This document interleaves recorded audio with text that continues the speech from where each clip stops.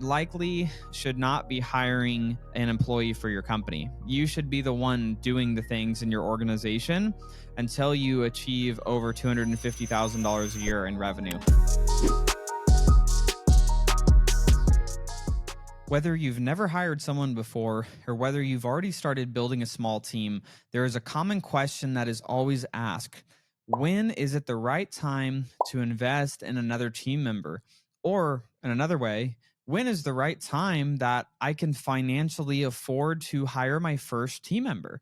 These are really important questions, and understanding when the right time to do this could be the difference between your business failing and your business being successful financially for years and years to come. So, what we're going to be talking about today are a couple key metrics that you need to be paying attention to within your organization. It doesn't matter the industry that you're in.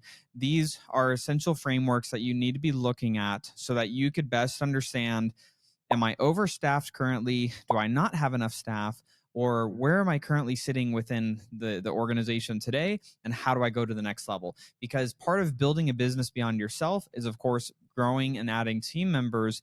But the important part, so you don't go bankrupt, is knowing when to do it. So let's go ahead and dive in. We're going to be talking about just a couple simple frameworks that you can copy and just model and get the same results going in your business. And so before we even get started, what I do want to say is this is kind of a science and kind of an art, because there's a part of adding new team members to your organization that has to do with understanding from a emotional intelligence level, like where is your team at from a stress standpoint of what they can handle.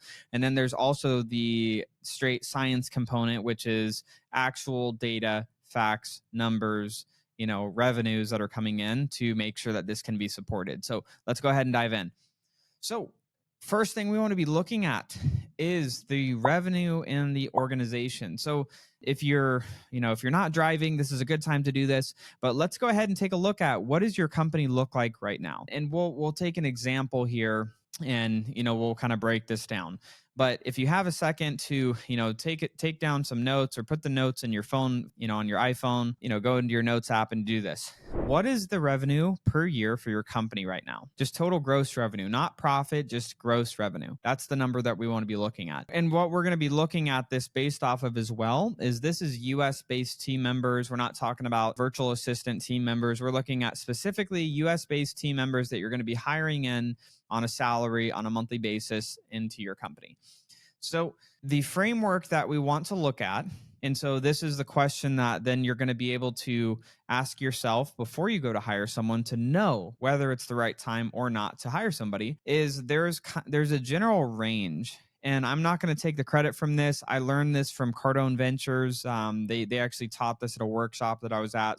But I use this framework within all of our companies today. So what it is there's a range between 250,000 and 500,000 in revenue that we're going to be looking at.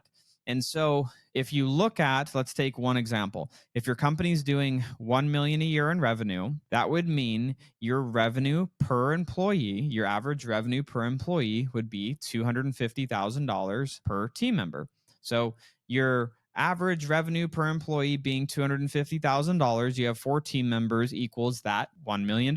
And so where am I going with this? What I want you to understand is if your business is doing less than $250,000 a year in revenue, you likely should not be hiring an employee for your company. You should be the one doing the things in your organization until you achieve over $250,000 a year in revenue.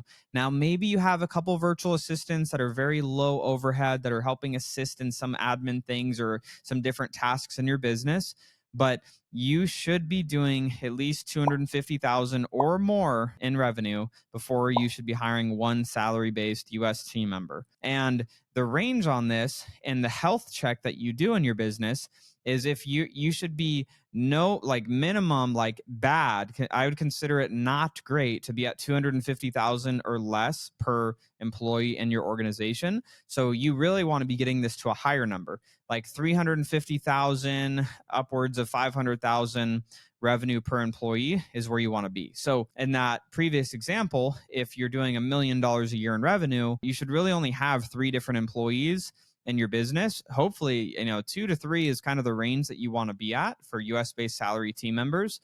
And if you have more than this, there's likely a few different things going on. One, you probably just don't have the right team members because they're not efficient and productive enough or skillful enough to be able to do the work required for the company to be successful. Or two, maybe you're just so unorganized that your business is so inefficient that you need more people for your business for it to even work and be successful. That's another thing that could be going on. And this is, really for you to be able to have a gut check for yourself of, is it you need more people, or is it the people you have either just aren't the ones for the job, or you need to implement technology into your business to help them be more efficient so you don't need to hire more people?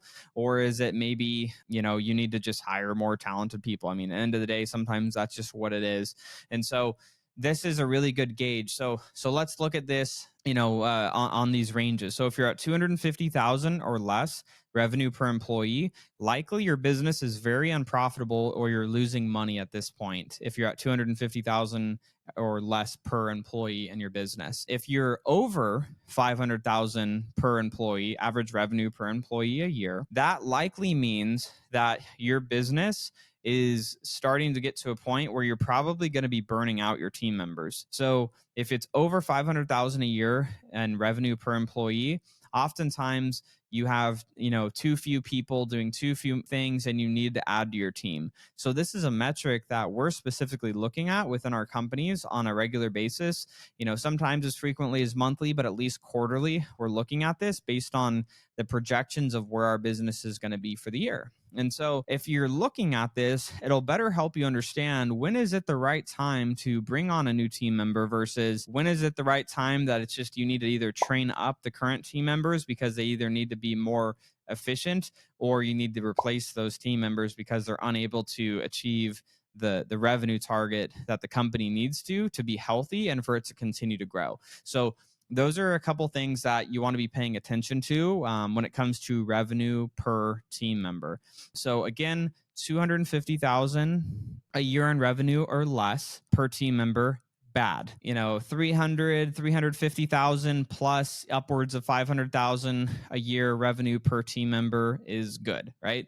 And above 500,000, it could be good, but it also could be meaning that your team is likely getting burnt out because there's not enough people to do all of the things that the company needs to do to be successful. So those are just a couple metrics that you can do a quick gut check and that you should be putting in your notes as far as what is my revenue for the year, how many team members do I have, and then dividing that out and seeing your revenue per team member. That's a really good metric for you to keep a pulse on whether you have too many people or maybe not enough people, or if the people just need to be more effective. That is the first thing that you want to be looking at. The second thing, which also can dictate whether or not that you need to bring someone else on, or if it's even the right time to bring someone on at the time, are reserves. And so everybody has a different risk tolerance. And this is just what my belief is. Whether it's right for you or not is going to be something that you have to make the decision on based on what you know and the information that I'm sharing. Everything that I share on my podcast are just from real results from what I've seen and what I've learned to work for companies that I have built. And now where I don't know everything, I figured out enough to grow companies where collectively we're doing about $40 million a year in revenue. So we figured out a few things. If you want to grow above that, maybe there's some things that you wouldn't be able to learn from me, but this is probably one that you could implement and really set yourself up to grow very comfortably and successfully. So when we're talking about reserves, let's take a look at this. My thought process on company reserves is getting to a minimum point where all of operating expenses, you have at least 60 to 90 days of all operating expenses set aside in either your operating account or a reserve vault type of savings account. And so what does that mean? That means anything that it costs you to run your business on a monthly basis is what you want to have in reserves for 60 to 90 days before you consider hiring on a team member. So let's take this example. Let's say that your business is doing $30,000 a month in revenue or $360,000 a year in business. At this point, it likely would make sense that you need to add somebody to your team so that you can continue to grow. And so that 360 a year in revenue, awesome. We know that we can likely afford that. So let's look at the other considerations within your company. So if the consideration is, let's say that your operating expenses, like let's say you have to pay for your CRM, you have software, you have other costs, that you're incurring, maybe office expenses, different things. Maybe let's call it 15 grand a month in expenses. Let's say that you want to hire a new team member and they're going to cost the business collectively $5,000 a month. So what that would mean is that your total operating costs on a monthly basis would be $20,000 a month while you're bringing in $30,000 a month. So what I would want to have in the business, and this is again just my recommendation from my experience, is that I would want to see $40,000 to $60,000 in operating capital and or reserves so that I can successfully bring on this new team member. Because one of the things that oftentimes happens, especially in small business, is when you hire someone, especially one of your first employees, you're likely going to become inefficient over the first 30 to 45 days that they're being onboarded. Because what happens, instead of you running the whole business, now you're training this new team member, you're taking them through onboarding, you're slowing down on doing some of the other work that you're normally doing on a day-to-day basis, which takes away and likely might reduce some of the revenue that you are doing over that onboarding period. And so the purpose of having these operating reserves set aside is so that you can weather this while you're getting your new team member up to speed. And then obviously in hopes of then going from $30,000 a month to then 40, 50 plus $1,000 a month with this team member. And so then you could start continuing to add to your team from there. But having those reserves allows you to operate from a place of safety and security, which is personally with my risk tolerance, where I like to operate from with any of our companies, is making sure we have adequate reserves, because your responsibility as a business owner is to take care of the team members that you have. You're making a commitment to bring on somebody into your company, putting their livelihood at stake with your commitment of saying, I'm going to pay you this much money a month. And that's a commitment from you to them as the business owner. And it is your duty and responsibility to make sure that you're being a good financial steward of the company's capital so that you can afford to pay them what you committed and what you promised to pay them. And that is part of what your job is as a business owner, especially when you're trying to build a business beyond just yourself. It's not about you anymore and what's in it for you. It's about what's in it for the different people that you're bringing into your company. And being a responsible business owner is making sure that you have a business set up in a way where you're able to take care of those people that are coming in and trusting you with their livelihood. And so that is in a nutshell. And you could do this regardless of wherever your business is at. Just looking at it, obviously the example we used was a business that was doing 30 grand a month in revenue or 360 grand a year in total revenue for the year. Obviously just take whatever your business is doing and then look at the operating expenses that you pay on a monthly basis.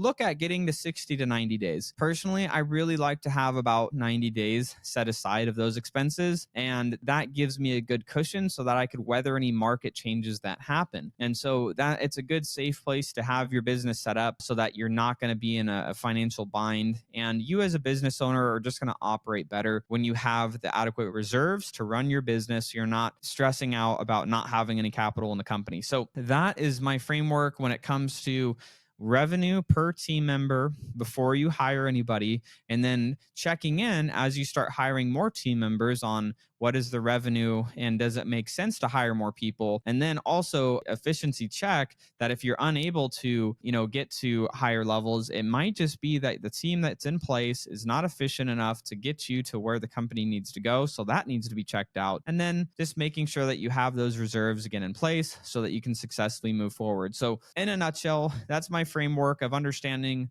when is it that I need to hire somebody into my business from a financial standpoint so that you can successfully bring on team members and you could successfully scale and grow your business to the next level that you want to get to. And so if you're looking for more frameworks like this on how to successfully scale and be part of the 4% of companies in the world that actually achieve $1 million or more a year in revenue, make sure to check out my upcoming academy. If you're listening to this later down the road, this is launching Q4 of 2023, integratoracademy.io. You can join the waiting list if you're listening to this before Q4 of 2024 or 2023. If it's later down the road and you're listening to this for the first time, head over to integratoracademy.io where you can learn how is it that you can become part of this 4% of business owners that is achieving $1 million+ a year in revenue, and so that you can truly build a business beyond yourself. So with that, if you're getting any value from this channel and from this podcast, make sure to subscribe,